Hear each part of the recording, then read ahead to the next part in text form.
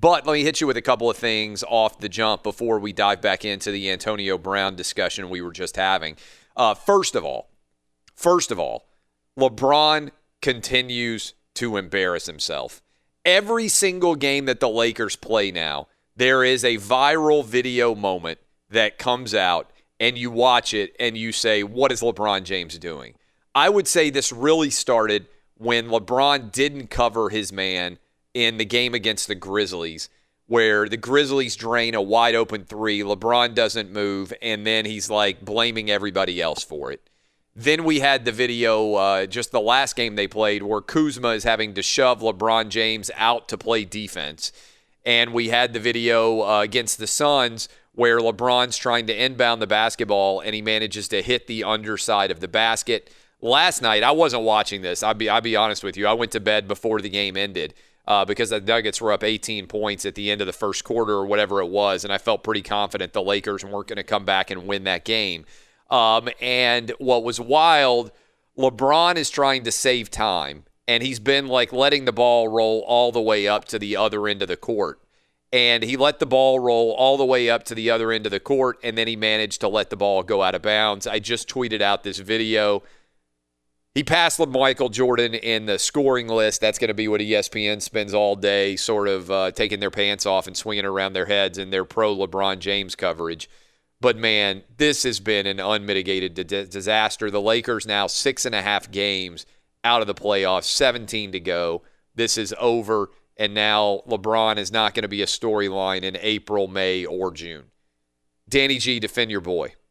Pretty obvious that you don't like LeBron James, especially off the court, because you focus on all the negatives. This is on the there's court. A lot. I know, well, him rolling the ball. He also had a ton of highlights in last night's game. You just said you didn't watch.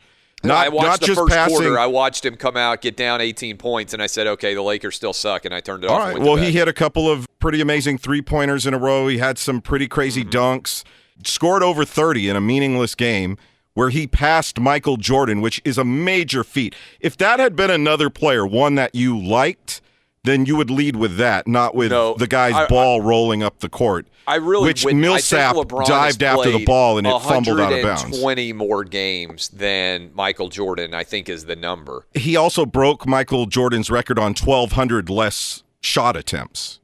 Jordan is better than LeBron for anybody who has a functional brain. LeBron is more talented. LeBron is bigger, I think stronger and faster than maybe any human who has ever existed in the history of the world. LeBron's insistence on selling himself as an underdog is one of the most ridiculous stories, I think, that people in the world of sports buy into over and over again. If I was LeBron James's size, height, and weight and athleticism, I would be as successful in the NBA as LeBron James. So would a huge percentage of our listeners right now. I think I work harder at what I do than LeBron James does at basketball. Like, this idea that athletes work hard, I think is laughable in many respects because all they have to do is train for like 2 hours a day at most. And after that, it is counterproductive to work. LeBron didn't really have a shot when he came into the game. He definitely didn't have a three-point shot. You're forgetting what it was like when he first came to the league.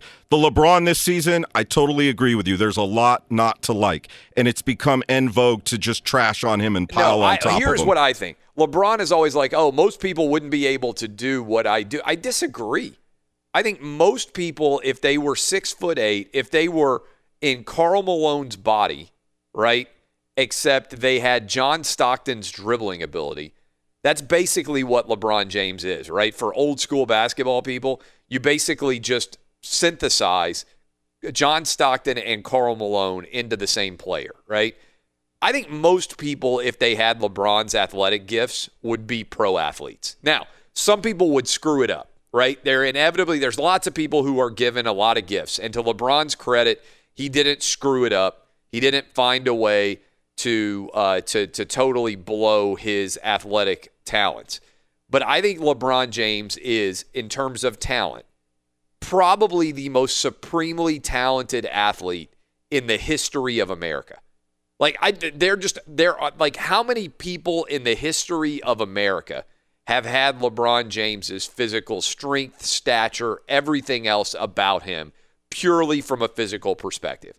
Maybe no one, right? Just in the same way that I saw the other night where Shaquille O'Neal said if he were playing today, he'd be Giannis. Did you see that quote? Which is a little bit funny in and of itself, like to think about Shaquille O'Neal out dribbling the basketball and playing outside of the three-point line. But Shaq is one of the most physically dominant humans to ever exist in the history of humanity, right? There are relatively few guys you can point to and say that about. LeBron James is one of them. So congratulations to LeBron for not screwing up. But I think this year has been an unmitigated disaster for LeBron James. Virtually every decision that he has made, I think, has made him worse. There was an interesting argument that I made the other day, if I do say so myself, but it was tying them together. There was an article about how Jeff Bezos, the CEO of Amazon, moved to the focus of his life from Seattle to LA, and he just fell completely apart. And I'll give credit to my guy Petros, because he's born and raised in LA. And he has said that he has seen it happen over and over and over again. Guys go to LA and they just blow their lives up because the weather's perfect, the women are phenomenal, it's easy to get out and about in the social life, it's seductive to be surrounded by power and sex and wealth and all those things, which I think Los Angeles, more so than any city in America, represents, right? I love LA. It's a lot of fun. I spend a decent amount of time out there with the Fox Sports connection. I think it's a fabulous city, but it's also an incredibly seductive city. And what it can seduce you into is the illusion of being something that you otherwise are not. And or a little bit like Las Vegas, if you end up in a powerful position, it gives you the opportunity to endorse a very me-centric world and universe, because LA is a city built on individual excellence, right? Really, when you break down the city of Los Angeles, it's a city for dreamers, and it's built on eccentricities and excellence. That's basically what every film is. That's what the entertainment industry is in general. That's fabulous. That's why I love it. I love the way it puts an individual in power and allows them to create in ways that haven't existed before. But there is a downside to that. You can become so seduced by your own brilliant myopia that you become a version of yourself that is not particularly likable. I think that's what's happened with LeBron. I'm not going to play in the Warrior game. I'm going to stay up tonight working with my boy 2 Chainz on a new rap song. I'm not going to play tonight because I got a hurt groin. I'm going to show up at the Staples Center with a big goblet of wine and walk in drinking my red wine. I'm going to make this new television show where me and a bunch of other people just sit around in a barber shop. I'm never going to invite any of my actual teammates on this show. These are just other famous people, and I'm going to drink wine, and we're just going to talk, and we're going to record, and we're going to talk about how brilliant I am. I'm going to make this other show. I'm going to make the new Space Jam. I'm going to go out to dinner with Leonardo DiCaprio and Al Pacino and make sure that I go to the fanciest restaurant in Hollywood so everybody knows that I'm out to dinner with DiCaprio and Pacino. I think all those things are great. I think they have nothing to do with why LeBron James is excellent. And I think that's why you hear a lot of people who become really creative and then they start to get sucked into that so Hollywood lifestyle and they decide to have a house somewhere else. There are a lot of people who are Hollywood stars that live where I live now in Nashville. And I think that's because they're like, I want a little bit of reality mixed with my entertainment. From where I'm doing the show now, my home studio, Miley Cyrus, not very far away. Justin Timberlake, not very far away. Nicole Kidman, not very far away. Reese Witherspoon, not very far away. Keith Urban, all these big, luminescent Jessica Biel superstars, I think they're aware that LA can be a little bit too much of the you're a genius, you're a star. I want to make sure that whatever eccentricity you want to have fulfilled, you can have. And I think LeBron James has fallen victim to that right now. I think in a way that he wasn't in Cleveland and a way that he wasn't in Miami. He went to LA because it appealed to his ego. And I think everything that's happened in LA since has been about LeBron's ego blowing up. He didn't think about the way that his young teammates were going to respond when he and his boy Rich Paul decided to leak the fact that they wanted Anthony Davis. That's really when this Lakers season went off the rails. LeBron's teammates in his locker room don't trust him because they know that everything ultimately is about LeBron. And I think all these viral moments that have come out over the course of this season as the Lakers season has collapsed and LeBron James has had the worst season in his career since he was his second year in the league, I think all of them have fed on each other. And I think the question for LeBron is going to be, are you going to be able to get back to basketball being your primary focus? Or is your life as a basketball player effectively over and now you're trying to pivot into the rest of your life? And I think to tie this in, I think this is a similar decision that Antonio Brown is facing. When you decide to make yourself have a gold mustache, that's a pretty aggressive move. When you're a free agent, when you are doing all these different videos and behaving as he is, he believes in some way that I think he is bigger than the sport that he plays. And I think that's always a dangerous moment for an athlete when they start to believe the hype to such an extent that they forget that what they do best is play a sport, and it starts to become secondary in their life. I think we've seen it with LeBron. I think depending on what city Antonio Brown goes to, we could see it with Antonio Brown as well. That's one reason why I think Nashville would be good for Antonio Brown, because I think he's not going to be the same focal point. The media attention is not the same here as it would be in some of these other cities that he could go to. I would agree with you, Danny G, in some respects, but I think the Raiders, because of the John Gruden microscope and the team moving and everything else, I think that coverage of Antonio Brown would be more aggressive in Oakland than it would be in Nashville.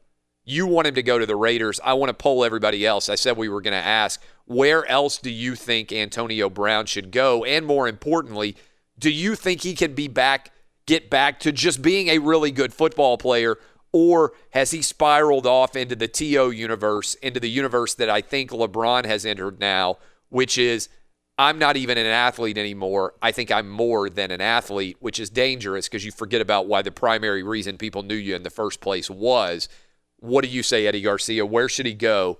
And do you feel bullish or optimistic on Antonio Brown's future, or do you think he might be spiraling off into LeBronville? I'm not optimistic about his future. I think you're a Steeler fan, so yes. You've been following Antonio Brown for a long time. Right, and he is completely out of control. I don't see him. Look, he's going to be very motivated wherever he goes to try and prove people wrong, but it's not going to last. And I think he's gotten a taste of what it's like to be a little bit bigger than just a football player, and he likes it a lot. And I don't see him taking a step back from all the things he likes to do on Instagram and Twitter and all those kinds of things. As far as where he's going to go, as a Steelers fan, I hope he goes to the Raiders because I think they're the only team willing to give up a first-round pick for him. They've got those two picks later in the first round, number 24 and number 27, and I think the Steelers desperately want to get a number one pick in return for him. I don't think Tennessee's going to give up a first-round pick for Antonio Brown. I think they should, honestly. I think they should, too. I'd give up the number 19 pick if I were the Titans. The other team that's out there that I think that could have to make a play, I think the Packers had the number 30 pick in the first round, if I'm not mistaken, and maybe 44. I think they could end up in the mix. I think that would be a tremendous fit because I'd love to see what Aaron Rodgers could do with Antonio Brown. I also think Green Bay would take a lot of the Hollywood out of Antonio Brown in the meantime. Roberto, where do you think he should go? I think he should go to the Raiders. All right, enough talk about the Raiders. What about you? You Raider fans are as delusional as the Laker fans. Dub, where do you think he should go? Look, it's no secret you're a Titans fan, but, I mean, the last Titans wide receiver to have over 1,000 yards and 10 touchdowns, Drew Bennett in 2004. If he goes to Tennessee, that's an amazing stat. Yeah, I mean, it's unbelievable. Drew Bennett in 2004. So it makes a lot of sense for both parties. Like you said, Nashville's much more low-key, not as much media attention. And also, you'll be able to find out exactly what you have with Marcus Mariota under center. He'll eat up Mariota alive. I don't really think he would eat up Mariota alive, but I do think the question would be if he's capable of eating Mariota up alive, then Mariota's not your franchise quarterback. I find it to be a perfect laboratory, almost experiment test to find out, okay, year 5, you're paying Marcus Mariota $20 million, whatever the $20 million and change this year. You could theoretically franchise him. And by the way, this is the same thing that Jameis Winston they could do with Tampa Bay. They're in the exact same situation as the 1 and 2 picks in their draft. You have to find out whether or not they are your guys, right? For years ahead. The Titans with Marcus Mariota have had 3 straight 9-7 seasons. They went on the road and won a playoff game. He's still only 25 years old. What he can point to, I think fairly, that dub stat is amazing. That they haven't had a 1,000-yard receiver and a receiver with 10 touchdown passes since Drew freaking Bennett back in 2004. I mean, again, the best wide receiver probably in the history of the franchise, the Titans, not the Oilers, but the Titans, is probably Derek Mason. That's a generation of football now. Derek Mason's the best wide receiver. Maybe you could make an argument that Kevin Dyson is the best wide receiver they've had, and no slights on those guys. But that's a sign of how bad the wide receiving core has been for a long time for the Tennessee Titans. If Antonio Brown comes in, you pair him with Corey Davis. You got Delaney Walker back from an injury at tight end. You got Derrick Henry, who had over 1,000 yards. Dion Lewis, who is a great, kind of scat back, for lack of a better term. Really good receiving out of the backfield. That's 5 weapons that Mariota would have. Now, it'll be the first year ever where you can't say Mariota is playing like with one hand tied behind his back. If he can't be successful with that tandem of talent, then I think you have to say, okay, he's not a $20 million a year quarterback, and you got to go back and figure out what makes sense going forward. I can see how he would be, it would be a good test for Mariota, but you're not worried about Antonio Brown's antics on the sideline? Because to be fair, I never said I wanted the Raiders to get AB. I said the fan base is split between either drafting Metcalf or giving a late first round or maybe swapping second round picks. Yeah, I understand that. If I were a Raider fan, I'd rather have Antonio Brown than go draft Metcalf. somebody. Like, to me, the best, and I haven't even looked at that many mock drafts, the best receiver that I saw last year was A.J. Brown, right? Yeah. Is he in the first round in all these mock drafts? At the bottom of the first round, yeah, I've seen him. He's the best guy that I saw, and I watched a lot of college football last year. I don't even know what his combine numbers were or anything else, but he was the best guy I saw that was capable of taking over games last year, and I watch a lot of college football. He didn't have necessarily great quarterback play at Ole Miss necessarily. I think he kind of got lost in the shuffle everywhere there. I'd rather have A.J. Brown than anybody else, but I'd rather have Antonio Brown for next year, and that to me is the question. If you're drafting for the future, okay, you want to know where a guy's going to be in 5 years. If you think that you are close to being a championship caliber team, and I think the Titans have to think they are after three straight 9-7 seasons, then Antonio Brown is the kind of move you make. And if they can't corral him, if Mariota can't handle having a superstar wide receiver, then that's also another indication that he doesn't have the leadership to be the guy that you give $20 million plus to. So I almost see this as the equivalent of like a final exam. Ultimately, you've been in the class all year. You've gotten some good grades on the pop quizzes. You've done decently on the coursework. But ultimately, what decides whether or not you're going to get an A or a B or get a decent grade in the class is the final exam. To me, Antonio Brown's the final exam. But you've done monologues on, remember, let's go back to last season when he was pulling all of his diva bull blank. You did monologues just admonishing the guy, but now you're not worried about him on the sideline of your favorite team throwing a tantrum? I think if you are close enough to winning a championship, I would put Green Bay in the same category. That's why I think the only teams that it makes sense to trade for Antonio Brown are teams that think they are close to taking the next step, but they can't quite get there. Why does that matter based on what he does on the sideline, kicking over water coolers? Because he is talented enough that he can be a difference maker to add 2 wins to the team if he's right. To me, this is a test. Like, let's say we take it out of the Titans realm and we put it into Green Bay, let's say. if I'm spinning out why he's worth it at Green Bay, the reason why he would be worth it is this could be for Aaron Rodgers what Randy Moss was when he went and played for a couple of years with the New England Patriots. You remember the reputation that Randy Moss had? I think he's almost the exact same age as Antonio Brown right now. The question was, is Randy Moss going to spiral out of control with what he did with the Raiders? Nobody could seem to control him. He wasn't playing. And then he got in with the right team that could win, and it worked. It worked. Now, maybe you can say that's Belichick. Maybe you can say it's Brady. Maybe you can say it's the Patriot way. It certainly didn't work for Josh Gordon, but it has worked for other players.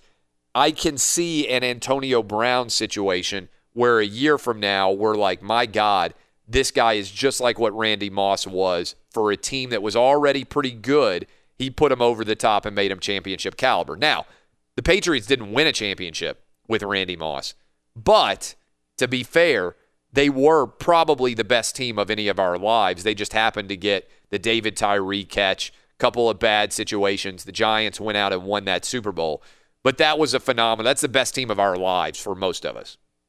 And so I think Antonio Brown could have Randy Moss with the Patriots possibility. Everything is risk-reward. You're focusing on the risk. Could he blow up a team? Could a team that was otherwise contending for the playoffs end up going 5-11 or 6-10 because of Antonio Brown? Everything blows up around him. Yeah, I think he's high risk and I think he's high reward.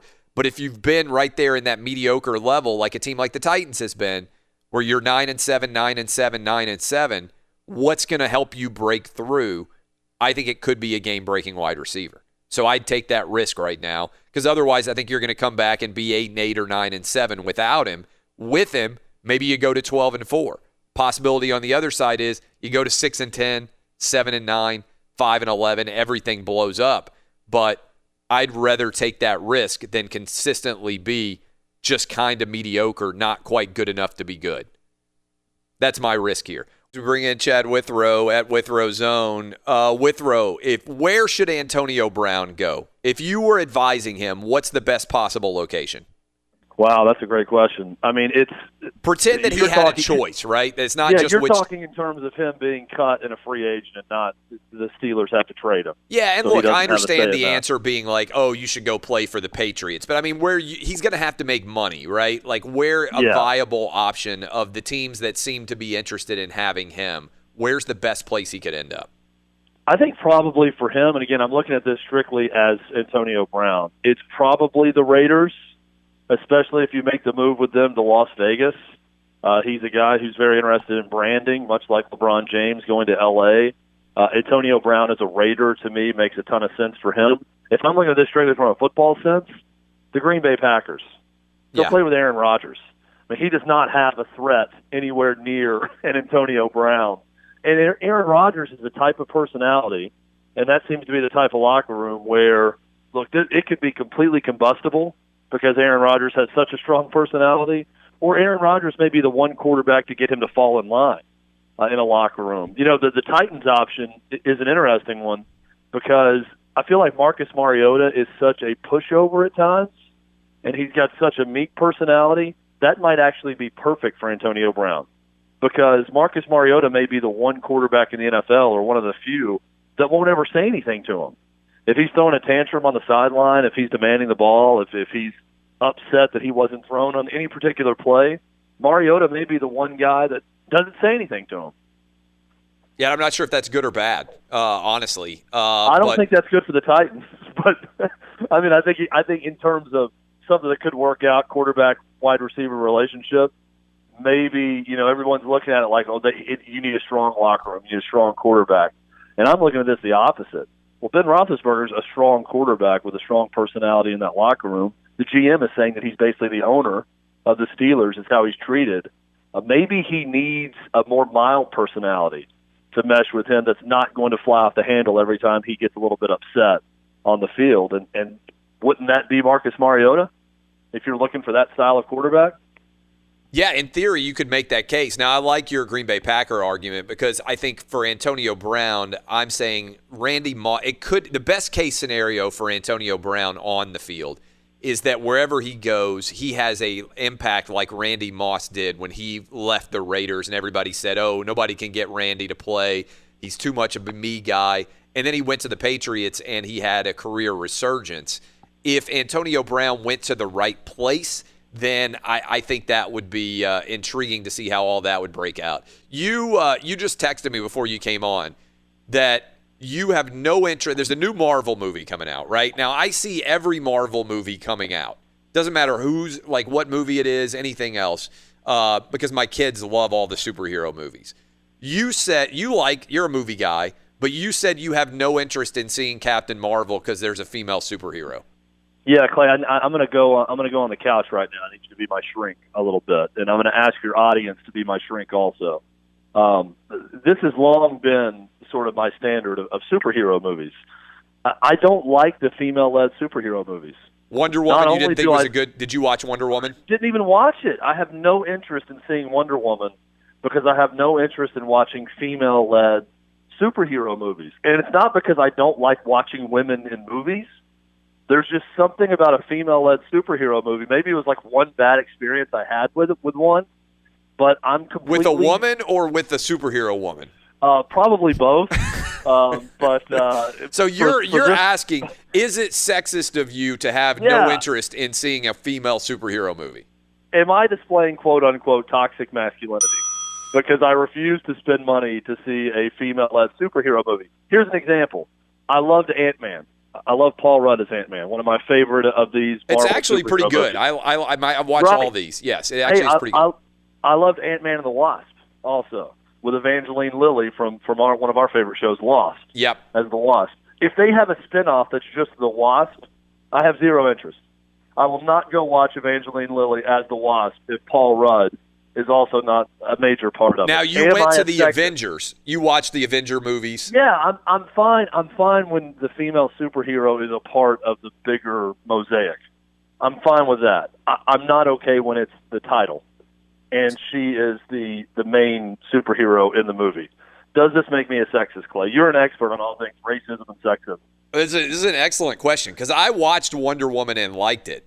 But now I'm wondering if I was just like, you have me baffled now because I'll be honest with you. When I was growing up, I loved the Hardy Boys, right? Like the old school Hardy Boy blue cover books. Oh, yeah. And I just saw that they're making a new Nancy Drew movie, and I was very anti-Nancy Drew. You know, I was like, I don't believe that this Nancy Drew chick is anywhere near the Hardy Boys when it comes to teenage detectivedom. And I watched the Nancy Drew preview, and I'm like, there's no way I'm going to see this Nancy Drew movie. But I would 1,000,000,000% have gone to go see the Hardy Boys if they were coming out with a Hardy Boy movie, instantaneously. But Wonder Woman is really good. It's actually a really good movie. So I'm a little bit disappointed in you that you just swore off Wonder Woman because it's the female superhero. You see, I'm a big fan of Gal Gadot. And what else has she done?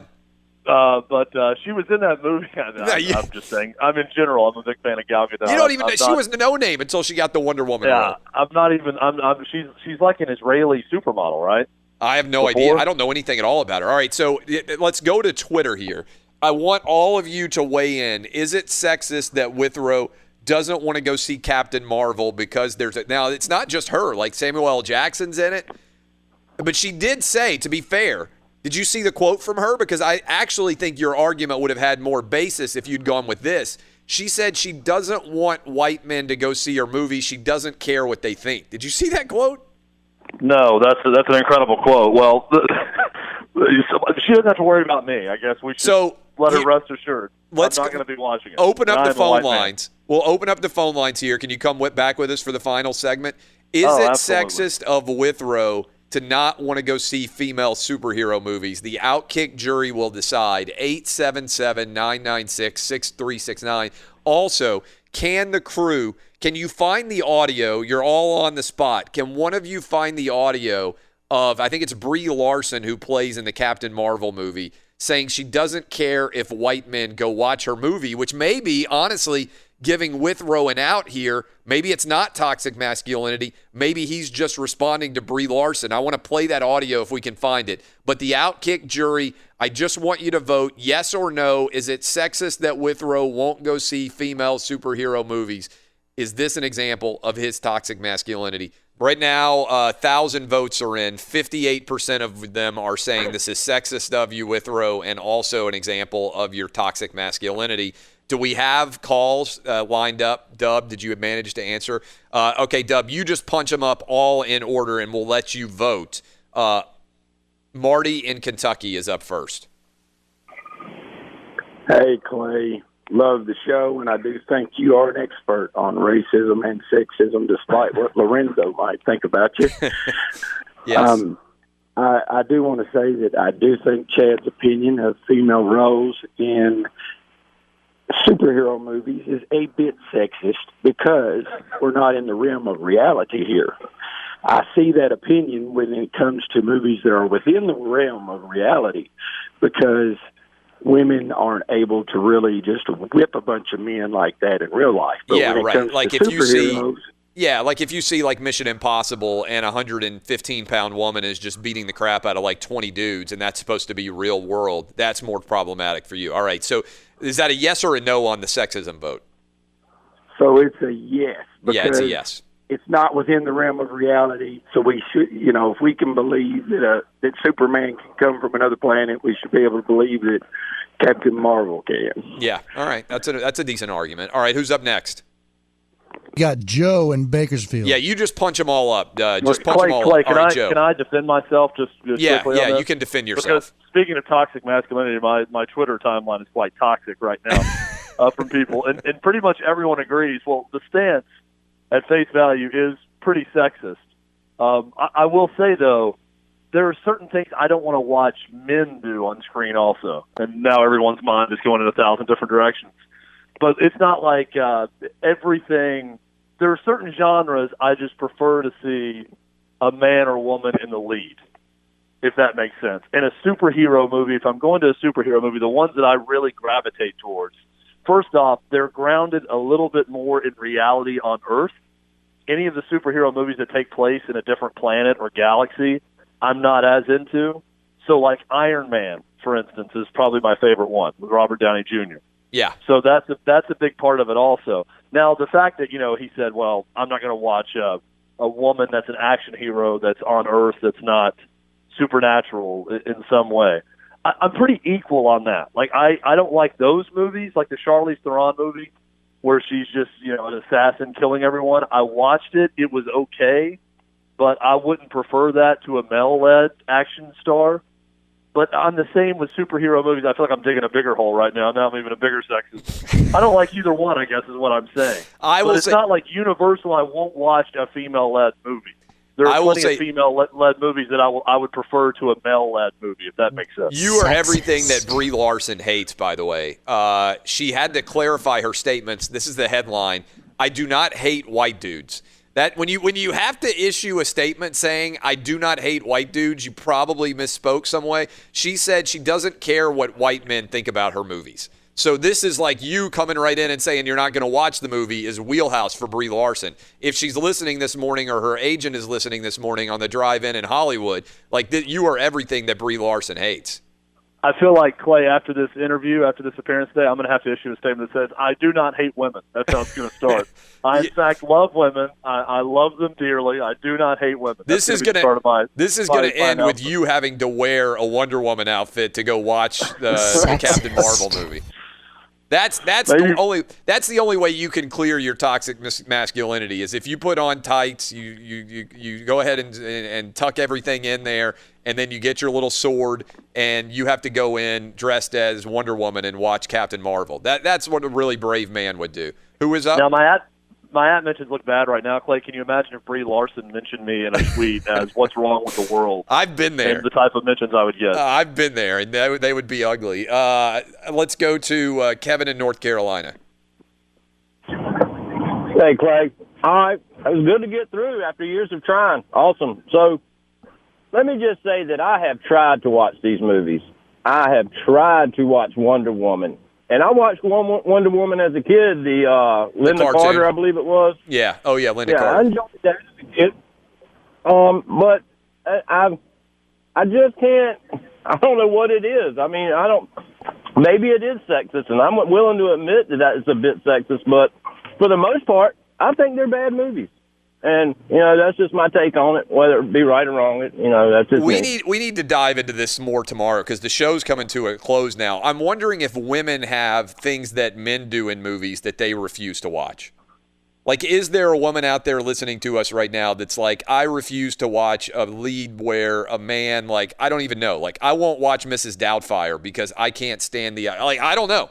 What would be the equivalent for a woman of what your perspective is here, Withrow? Any idea? Well, here's what's interesting to me. This is kind of the bounce back. You got 10 seconds. It's your loss to not watch Wonder Woman because she's so hot. Is that also sexist?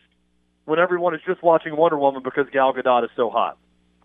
Big questions from at Withrow Zone on the show today.